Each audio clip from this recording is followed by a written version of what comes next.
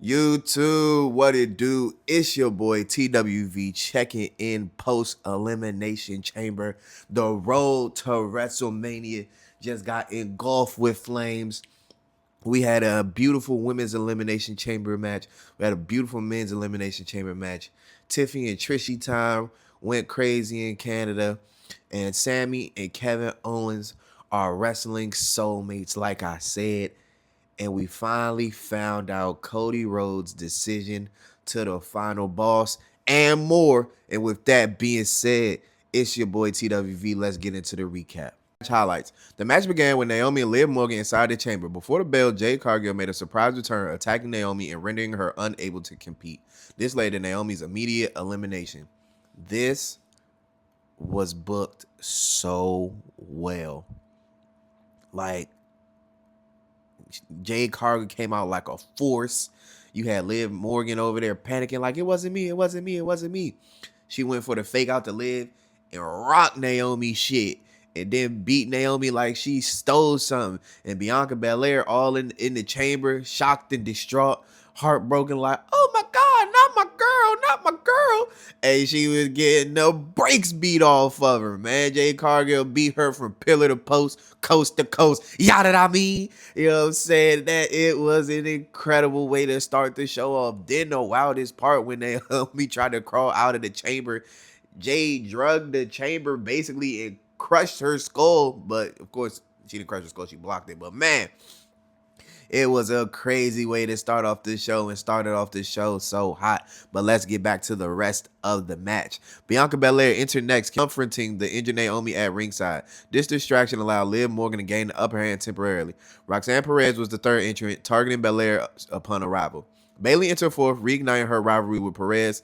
The final entrant, Alexa Bliss, cleared the ring, showcasing her dominance. The match saw intense action with Bayley getting eliminated by Roxanne Perez, and then Roxanne Perez getting eliminated by Alexa Bliss with a twisted bliss from the top of the top rope. Liv Morgan followed by pinning Alexa Bliss with a roll-up, and then Bianca Belair then eliminated Liv Morgan with a KOD. The ending of this match was so tough. Like, the exchange between Bianca Belair and Liv Morgan going counter for counter, move for move, near fall for near fall. Bianca Belair standing on top of the pod, whipping Liv Morgan while she held on to the chamber with her hair. Man, boy, it was cinema. Like,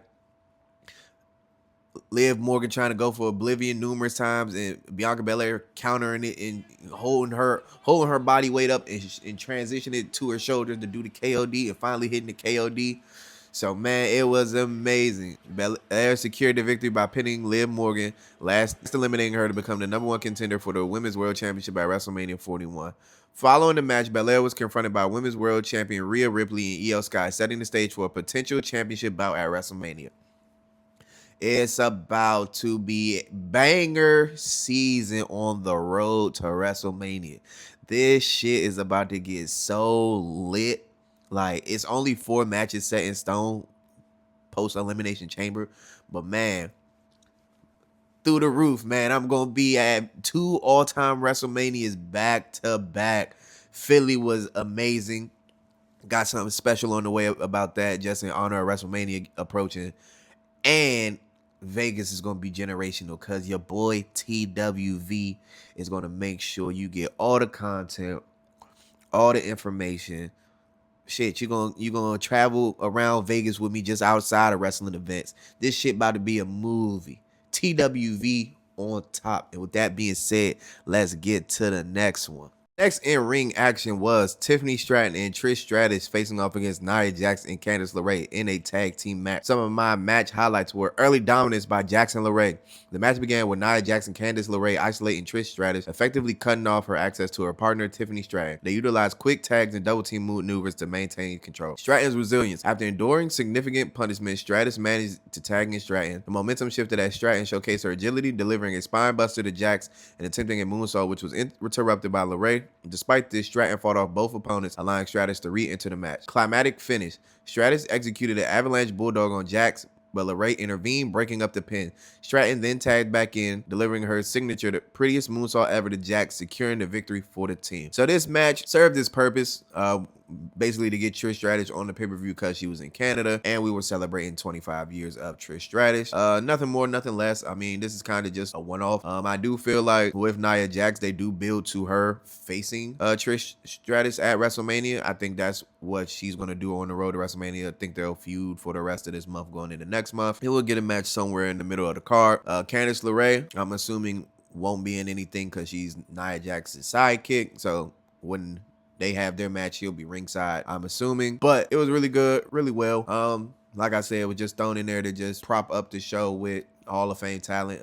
Trish Stratus is a legend. Tiffany Stratton is a legend on the rise. And that's pretty much all I have for that one. Let's get to the next one. In-ring action was Sami Zayn versus Kevin Owens in a highly anticipated unsanctioned match. And like I said, this is TWV's match of the year already. We got one match of the year already. We just gonna get to the ratings of the match before I even get into the match. That's how turned up this shit was. So TWV grades matches on a scale of 1 to 5. But this one broke the scale. This is 7 stars, 8 stars in the Tokyo Dome. If you know, you know. Kevin Owens and Sami Zayn are just wrestling soulmates. I've said this before. And this match showed a masterclass of just wrestling and storytelling and emotions. It made you feel on every single level.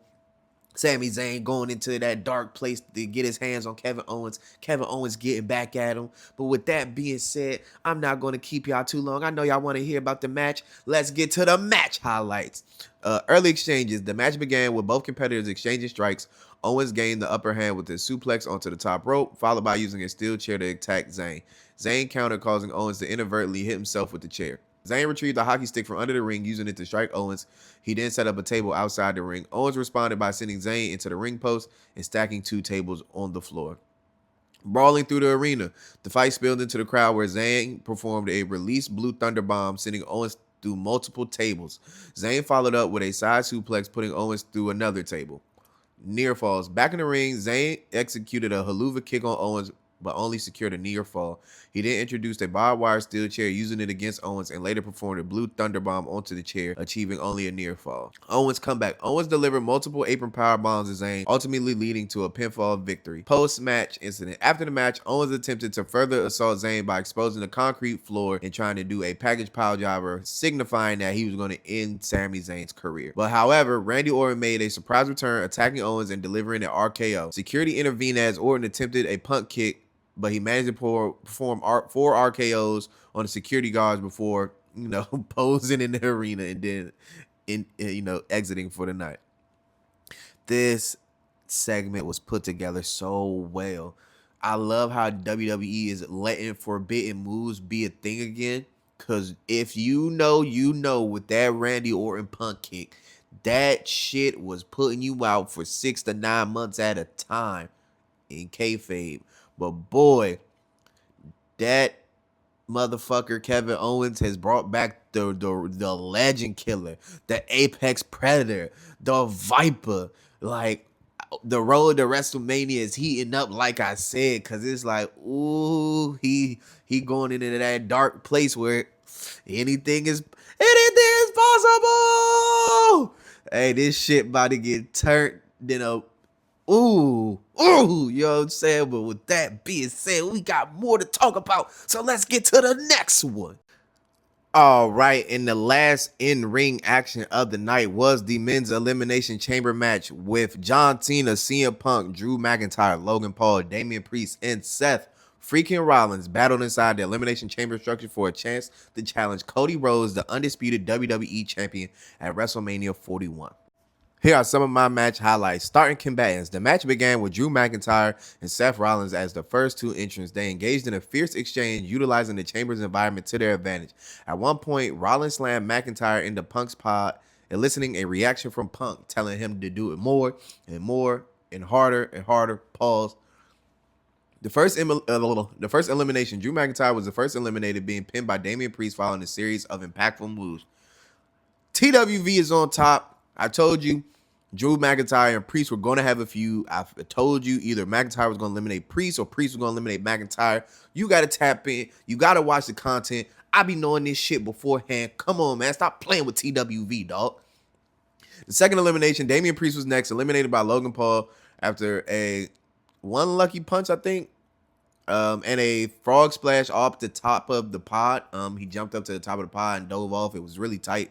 Really thought he could have did a 450 splash or a shooting star press, but being in that structure and just the timing of everything, of course, he didn't do it. If it was me, though, I'd have tried that shit. But hey, I ain't a wrestler, so don't listen to me too much. The third elimination was Logan Paul was eliminated by CM Punk, who executed his signature go-to-sleep move. Punk told Paul ass after slapping him on Monday he was going to get his ass, and Punk got him. The fourth elimination was Seth Rollins being eliminated by John Cena, who delivered an attitude adjustment after Rollins attempted a high-risk maneuver. But it was CM Punk who caught the after effect of that shit because it was a double move. It was a go to sleep into an attitude adjustment, and Rollins got eliminated, but Rollins didn't leave the chamber. So when Cena and Punk were doing their exchanges of moves, at one point, Punk hit the bottom rope, like facing the chamber, so the camera was at a different angle. And all you see is Seth Rollins' foot come, boom, stomp Punk ass. And then in the final moments, the match culminated with Cena applied the STF submission hold, leading to Punk passing out, resulting in Cena's victory. So I felt all the emotions. Because like I said last night, my pick was John Cena. John Cena has been my favorite wrestler since I got into wrestling. John Cena's on my Mount Rushmore, just like Shawn Michaels is. Shawn Michaels was the first wrestling match I ever seen, him and Scott Hall, WrestleMania 10. In SummerSlam, I want to say 96, I want to say. Both of their series of ladder matches were the first two matches I ever seen that made me fall in love with professional wrestling. But this moment hit me in all the feels. Man, I was so ecstatic. I almost shed a couple tears, man, because John Cena is my favorite wrestler, man. So it's like seeing your hero say he retiring and he get that one final moment of glory again. It's like when LeBron win the championship this year, possibly, and he become the GOAT for real. He already the GOAT, but you get what I'm saying. This ain't about basketball though. Let's get back to wrestling. But hey, man, it hit me right in the feels, man. I was just like, man, I'm going to WrestleMania to see my GOAT in the main event. I was hyped. And then we take a sharp ass turn. And with that being said, let's get to the next segment. John Cena just winning the Elimination Chamber and solidifying his spot in WrestleMania's main event against Cody Rhodes for the undisputed WWE Championship. Of course, Cody Rhodes comes out to, just to congratulate John, show him some love. John's like, hey, it's me and you in the main event at WrestleMania. They point to the WrestleMania sign, the whole shebang. And then you hear, if you smell what the Rock is cooking. But he had a remixed version because alongside the final boss was Travis Scott. And they came down to the ring. Rock got a mic. He told Cody, he was like, I want your soul. I want your body. He's like, you're going to come over and embrace me and accept me as my brother. And you're going to accept me as your brother. And I'm going to accept you as my champion. Cody Rhodes picked up the mic. He told The Rock he would want everything in the world, but he can't sell his soul because he sold his soul to the ring and these fans a long time ago. And that motherfucker Cody Rhodes said, hey, Rock, go fuck yourself. And that fucking place erupted, man. John Cena was in the background all hyping shit. Then he turned around, hyped Cody Rhodes up, hugged Cody Rhodes. And then the camera panned to John Cena. And then it panned to The Rock. And then The Rock did this. And then did this. And then you see John Cena back up, shake Cody's hand, and kick my man in the balls. And John Cena turned heel and set the wrestling world on fire. It was an insane turn of events. John Cena beat down Cody Rhodes. They ripped the shirt off of him, bloodied him up. The Rock took off the weight belt that said Cody sold, and they was whipping him across the back. The Rock rubbed the blood on the belt. It was an insane ending in a masterclass by Triple H.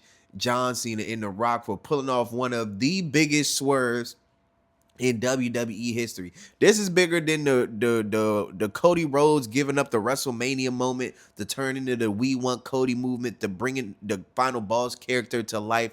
Like, I just told my boy Leo, man, Cody Rhodes is gonna go down as the greatest of all time, possibly, bruh. He went and formed the rival company in AEW, left the rival company, came back, broke Roman Reigns' undisputed 1,316-day record title run. He has the greatest title run of all time because the other two people ahead of him, I do not know. We don't support Hulk Hogan over here, so boom, he doesn't count anymore. His records don't count. And Bruno Sammartino was before I was itching my daddy's pants, so we don't count Bruno Sammartino, even though he's a legend. So in my lifetime, the greatest title run of all time belongs to Roman Reigns, and Cody Rhodes was the guy to dethrone him last year at WrestleMania 40. I was there in Philly. Like I said, I'm gonna do a 40 years of WrestleMania marathon where I watch every single WrestleMania and give you my favorite matches from them. But when we get to WrestleMania 40, special treat. To just stay tuned. TWV is dropping every single day once we get 40 days away from WrestleMania. So I will put a post up on the channel, just letting you know what's going to pop up every day, things of that nature. But with that being said, the Elimination Chamber was a 10 out of 10. TWV, it broke the TWV scale, damn it. I rate shit out of a 5, but man, from top to bottom, pillar to post, this shit was beautiful. And with that being said, it's your boy TWV checking in and checking out. I'll catch you in the next one on Monday. Peace.